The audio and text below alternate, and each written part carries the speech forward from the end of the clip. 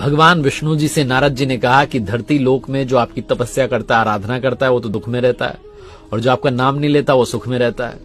भगवान ने कहा भ्रमण करके आते हैं, घूम कर आते हैं। दोनों साधु वेश में नीचे आए, एक व्यापारी के घर गए साधु वेश में भिक्षा मांगने के लिए, उसने भगा दिया वहां से।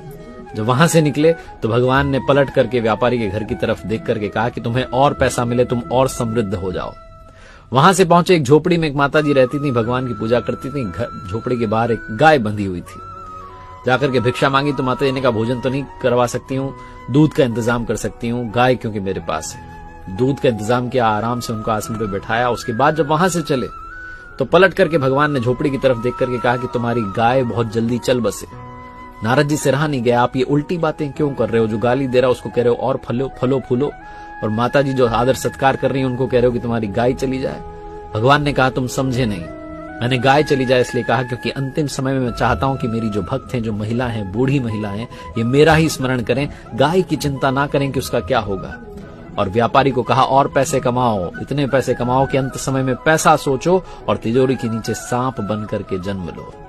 भगवान की लीला वही जानते हैं, जो हो रहा है अच्छा हो रहा है, इसे याद रखिए और प्रसन्न रहिए।